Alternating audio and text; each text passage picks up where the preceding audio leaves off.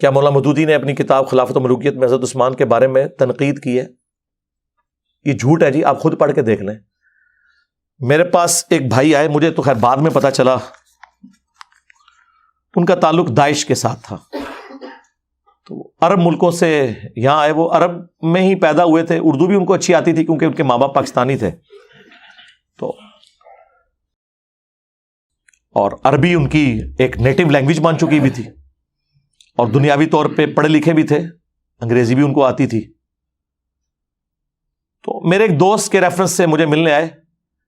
کسی کام کے سلسلے میں، تو آتے ہی انہوں نے یہ بات کی۔ یہ بات آپ نے غور سے سننی ہے، بڑی حیران کن بات میں آپ کو بتانے لگا، اور یہ میرے خیال ہے میں پہلی دفعہ آن ایئر کرنے لگا ہوں، آپ کی اس بات سے مجھے یاد آ گیا۔ تو مجھے کہنے لگے کہ خلافت و ملوکیت میں مولانا مودودی رحمہ اللہ نے سیدنا عثمان غنی رضی اللہ تعالیٰ عنہ کی توہین کی ہے۔ میں نے کہا نہیں، میرے پاس یہ خلافت و ملوکیت پڑھی ہوئی ہے، تو تم اسے پڑھو۔ میں صبح آفس چلا گیا، تو شام کو بلکہ رات کو کافی لیٹ واپس آیا، انہوں نے ایک دن میں اس کا میجورٹی پورشن پڑھ لیا تھا۔ وہ اصل میں جو اس کا چیپٹر ہے جو چبھتا ہے سب کو، خلافت راشدہ سے ملوکیت کا سفر جو ہے۔ تو جب میں واپس آیا نا، تو وہ صبح جو میرے ساتھ بحث کر رہے تھے نا، مجھے کہنے لگے یار مودودی صاحب نے تو جس طریقے سے یہ مقدمہ پیش کیا ہے، اس سے تو سافٹ انداز حق بات کا ہو ہی نہیں سکتا۔ ایون حضرت معاویہ ابن ابی سفیان رضی اللہ تعالیٰ عنہما کے بارے میں بھی انہوں نے اتنی سافٹ لینگویج یوز کی ہے، اگرچہ انہوں نے غلطیاں ہائی لائٹ کی ہیں، کہ اس سے سافٹ لینگویج ہو ہی نہیں سکتی۔ یہ جتنے لوگ ہیں نا، بس وہ جس نے میرے بارے میں کہہ دیا قادیانی ہے، حالانکہ جو قادیانیوں کے خلاف مہم چلا رہے ہیں، ہم نے تو ان کی منجی ٹھوک دی ہے کہ تمہارے ابے بھی چشتی رسول اللہ اشرفی رسول اللہ پڑھا کے گئے ہیں، تو غلام احمد قادیانی دجال تو شاہی کوئی نہیں ہے، ہم تو ختم نبوت کے اوپر کام کر رہے ہیں۔ اچھا، وہ تو جب کوئی سنتا ہے تو پتہ چلتا ہے۔ تو مجھے کہنے لگا یار یہ تو مودودی صاحب نے تو بہت زبردست لکھا ہے۔ میں نے کہا سیدنا عثمان کے حوالے سے کہتے ہیں وہ جو کچھ انہوں نے لکھا ہے، اب تو خیر پوری تحقیق کے ساتھ خلافت و ملوکیت جو نئی چھپی ہے نا، اس میں پورے حوالے بھی نیچے لکھے ہوئے ہیں، اس میں بھی تھے، اب تو بہت تفصیل سے، باقی میرا کربلا والا ریسرچ پیپر میں تو 200 حدیث ہیں۔ تو مجھے کہنے لگا یار ایک مسئلہ مجھے آج سمجھ آیا ہے، جو میں بڑا حیران ہوا تھا۔ میں نے کہا کیا؟ وہ کہنے لگا کہ جب داعش کی فوجیں داخل ہوئیں عراق کے اندر، شام کے اندر نا، تو کئی لوگ جو ہے نا وہ حضرت علی ابن ابی طالب کے اوپر لعنت کرتے تھے انہیں خوش کرنے کے لیے۔ تو وہ کہتا ہے کہ ایک آدھ سفر میں بھی ساتھ تھا، تو جب انہوں نے حضرت علی پہ لعنت کی تو ہم سب لوگوں نے تو اپنے کانوں کو ہاتھ لگایا، کیونکہ سنی تو حضرت علی کی رسپیکٹ کرتے ہیں۔ یعنی یہ آج کے جو سنی ان کو آپ بنو امیہ تو نہ سمجھیں، بنو امیہ کی نہیں دال گلی، تو اگر ان کی دال گلی ہوتی تو بخاری مسلم میں سب و شتم کی روایتیں تو نہ لکھتے، اور بنو امیہ کا رد تو نہ کرتے امام بخاری امام مسلم حضرت علی کی شان میں حدیثیں لے کے۔ وہ کہنے لگا کہ ہم گاؤں میں داخل ہوتے تو وہ حضرت علی پہ لعنت کرتے، اور وہ لعنت کرنے والے کون؟ شیعہ۔ اور وہ کیوں کر رہے ہوتے تھے؟ تقیۃً۔ وہ یہ سمجھتے تھے کہ یہ بنو امیہ کے پیروکار ہیں، جس طرح بنو امیہ اپنے دور میں حضرت علی پہ لعنت کرواتی تھی تو لوگوں کو چھوڑا جاتا تھا، اور تقیۃً شیعان علی لعنت کر لیتے تھے۔ ظاہر سارے تو حجر ابن عدی تو نہیں ہوتے نا کلمہ حق بلند کرنے والے،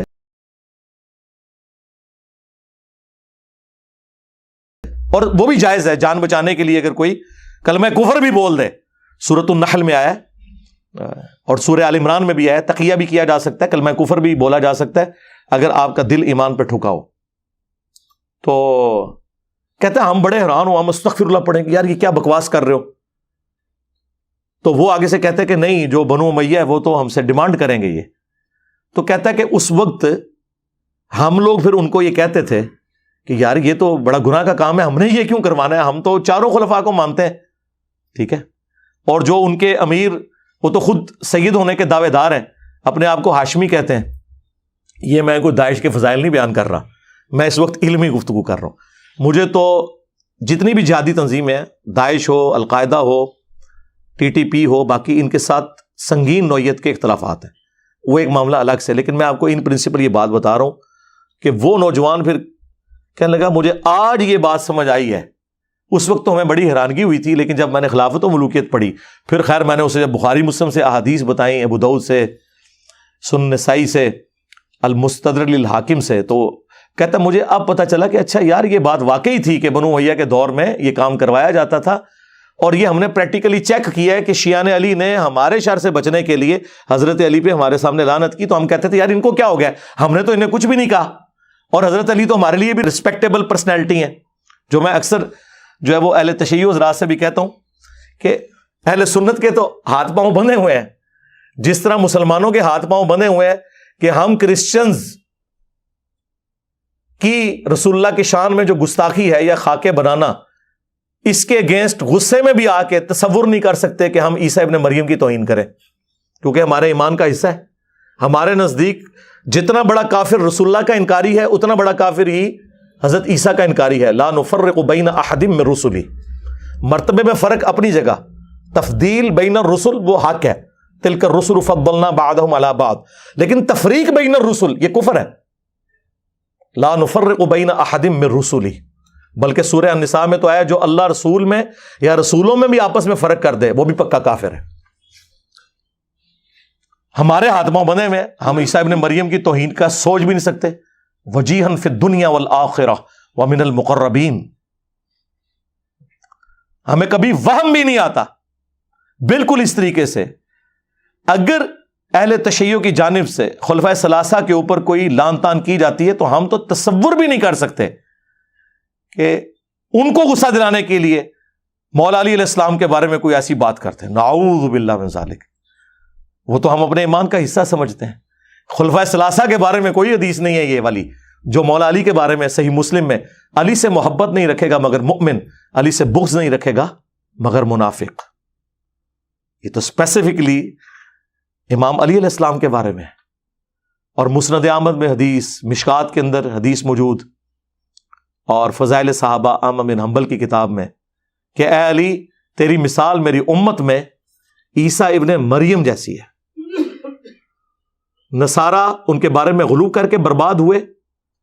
اور یہودی ان کی توہین کر کے، اور پھر مولا علی نے خود فرمایا کہ میری وجہ سے دو فرقے جہنم میں جائیں گے اور دو گمراہ ہوں گے، ایک میری محبت میں غلو کر کے، ایک میری دشمنی میں۔ اور یہ سیم روایت اصول الکافی کے اندر بھی اہل تشیع کے ہاں پائی جاتی ہے، جو مشکات میں مسند احمد کے حوالے سے ہے اور فضائل صحابہ احمد بن حنبل کی کتاب میں موجود ہے۔ اب یہ الگ بات ہے کہ سنیوں سے جب پوچھیں کہ یہ جو محبت میں غلو کرنے والے ہیں کون ہیں، وہ کہتے ہیں شیعہ، اور شیعہ سے پوچھیں کہ محبت میں تو غلو کرنے والے ان کو تو نہیں، ظاہر ہے آپ ڈائریکٹ کہیں گے تو وہ غصہ کھائیں گے۔ انہیں کہیں کہ آپ بتائیں دشمنی میں غلو کرنے والے کون سے ہیں، تو وہ کہیں گے سنی، یعنی سنی شیعہ کو رافضی اور شیعہ سنیوں کو ناسبی مانتے ہیں، اور کل حزب بما لدیہم فرحون۔ لیکن حقیقت یہ ہے کہ دونوں جگہ غلو موجود ہے۔ کیٹاگوریکلی نہ تو سنی ناسبی ہیں اور نہ کیٹاگوریکلی شیعہ رافضی ہیں، تو لیکن جب وہ اپلائی کرنے کی باری آتی ہے نا، پھر وہ لوگ اپلائی کرنا شروع کر دیتے ہیں۔ تو آپ اندازہ کریں کہ آج کے دور کے اندر بھی یعنی وہ مسکنسیپشن جو صدیوں سے چلتی آ رہی تھی، جو کتابوں کی حد تک تو درست تھی، لیکن وقت کے ساتھ ساتھ میں سمجھتا ہوں کہ عمر بن عبدالعزیز رحمہ اللہ جو اسلام کے پہلے مجدد ہیں، انہوں نے جس طریقے سے اس ایشو کو ہینڈل کیا، قیامت تک کے لیے اس فتنے کو دبا دیا جو بنو امیہ کے ممبروں سے لعنت ہوتی تھی 60 سال تک، اور انہوں نے سورۃ النحل کی وہ آیت خطبے میں داخل کی، ان اللہ یأمر بالعدل والاحسان۔ تو یہ بہت بڑا امت کے اوپر ان کا احسان ہے، حقیقت بات ہے۔ باقی تفصیل کے لیے آپ میری ویڈیوز دیکھ لیں اور میرا کربلا والا ریسرچ پیپر پڑھ لیں، اس میں ساری احادیث میں نے نقل کی ہیں۔ اور یہ جو تماشا لگایا ہوا انہوں نے کہ نہیں جی وہ تنقید ہوتی تھی، لعنت نہیں ہوتی تھی، تو مسلم شریف میں واضح الفاظ موجود ہیں، لعن اللہ ابا التراب 6229 صحیح مسلم کی حدیث۔ اور تقی عثمانی صاحب کہتے ہیں نہیں وہ بخاری میں ایک حدیث سب کی ہے اور سب کا مطلب تنقید ہے، حالانکہ وہی حدیث مسلم میں تھی، لیکن اس سے اوور لک کیا، یا اوور لک کیا، اگر اوور لک کیا تو بہت خطرناک ہے، یہ تو منافقت ہے، اور اگر جہالت کی وجہ سے کیا تو سرکار اب سمجھ لیں، لیکن نہ یہ اپنے مفتیوں کو جاہل ماننے کے لیے تیار ہے، نہ منافق ماننے کے لیے تیار ہے۔ مسلم شریف میں واضح الفاظ تھے، لعنت کے الفاظ موجود تھے۔ بہرحال مولانا مودودی رحمہ اللہ نے جس پیشن کے ساتھ اس چیز کو ہائی لائٹ کیا خلافت و ملوکیت میں سمجھتا ہوں اس کام کو اگر 4 چاند کسی بندے نے لگائے ہیں نا تو مولانا اسحاق صاحب ہیں رحمہ اللہ۔ مولانا اسحاق صاحب نے قیامت تک کے لیے رافضیت اور ناصبیت دونوں کے خلاف ایک بند باندھا ہے،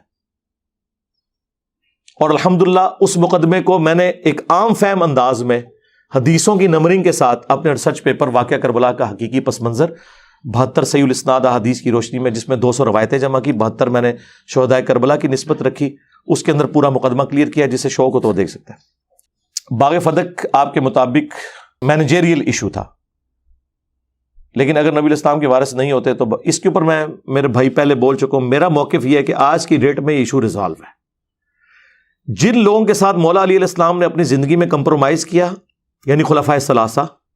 اہل تشیع کہتے ہیں کہ تقیہ کیا یا امت کے وسیع تر مفاد میں کیا، سنی کہتے ہیں نہیں دل سے کیا، دونوں اپنے اپنے موقف پہ قائم رہے، اینڈ رزلٹ کیا ہے کہ کیا، ٹھیک ہے۔ جن سے مولا علی کی دوستی ہے چاہے وہ کسی بھی وجہ سے، ہماری ان سے قیامت تک دوستی،